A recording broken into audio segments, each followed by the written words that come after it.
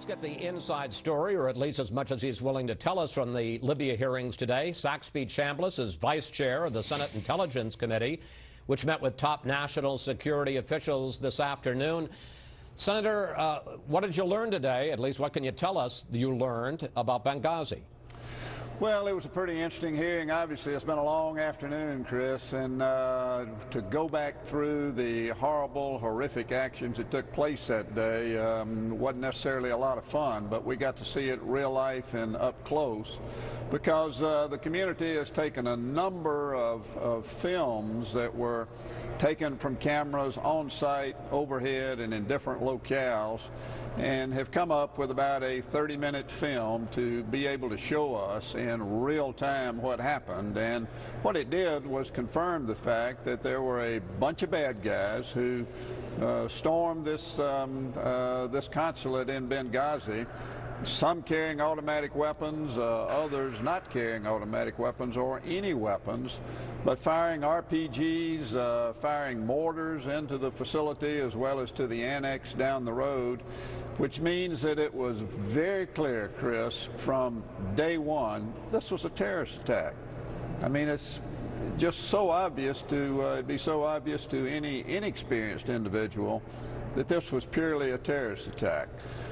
Secondly, I think what we learned is that it's not very likely that the intelligence community is going to put out any unclassified talking points anytime in the near future. Well, let me ask you about that. If it's so obvious from the video, which the top officials saw certainly within minutes, if not live, of what was going on, I assume you had the acting director of the CIA there, other top officials. Why did the CIA that whole first week maintain that it was the result, and we heard it from Susan Rice here on Fox News Sunday and other Sunday shows 5 days later, that it was the result of a mob, a flash mob, reacting to the video? Why did we hear that? Well, the fact was that they were, the facts were still evolving, and, you know, they weren't clear in their own minds maybe about this protest issue, but the fact of it being a terrorist attack versus not a terrorist attack, that's a non-issue. And those of us who've been involved in the community, as I said the day after on September 12th, it was a terrorist attack, and that is very clear. Now, what was said by Susan Rice, that it related to the video that was shown, it may have been the situation in Egypt may have been as a result of the video that went viral on the internet. But there doesn't appear to be at least that here. Maybe it was in response to what was happening in Egypt. Those kinds of questions are still going to have to be answered. This is only the first hearing, Chris, of 3 we've got scheduled. One of those is going to be a public hearing where these kind of questions are going to be asked, and the individuals involved are going to be able to tell the American public exactly what did happen. So I just want to make that clear. They're going to be open hearings where these people will not only have to answer to you, but we, the American people, will see what their answers are. Absolutely. This is too critical an issue. We got 4 dead Americans, including a very prominent and a very outstanding ambassador, and the American people deserve to hear it in a public hearing. We're probably going to have 2 other closed hearings, but at the end of the day, we're going to have an open hearing where the American people will be able to determine for themselves and to hear from these folks and make a decision about what they think happened. After what you heard today, Senator, do you come away thinking that what Susan Rice told the American people that Sunday was in good faith based on CIA talking points which may have been mistaken but were, as I say, good faith? Or do you think that politics may have played a role in this? Well, what I heard today hasn't changed my mind about what Susan Rice said. What Susan Rice said was exactly what President Obama told her to say. That's what he said yesterday.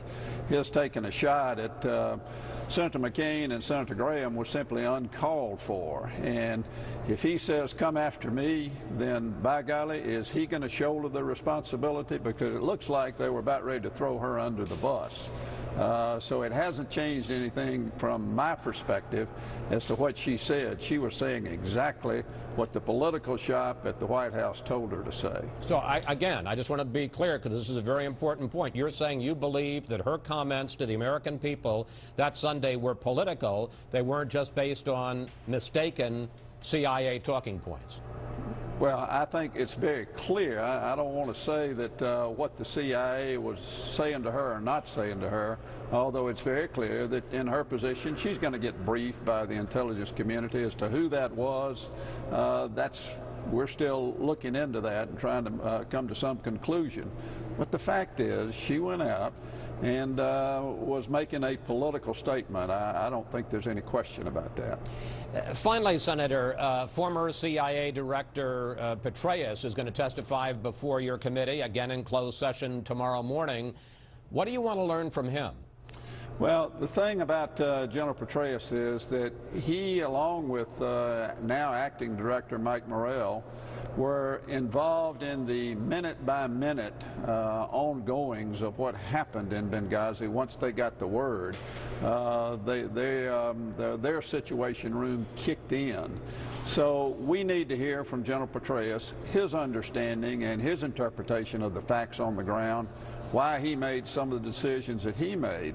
But just as significantly, and maybe even more significantly, General Petraeus has been back to Libya since this happened, and none of the individuals who testified today have been back to Libya.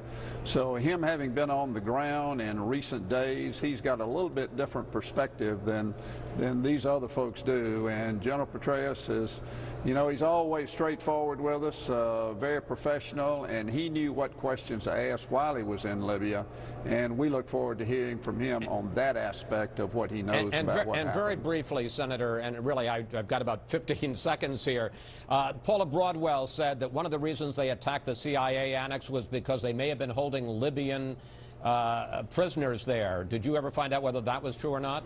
The CIA has no authority, had no authority in September or in months before that to hold any prisoners, and no, that is not right. That didn't happen?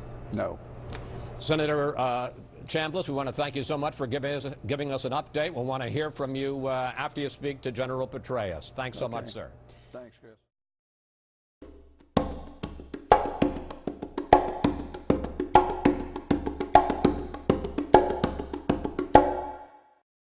This has been a Sunfish production.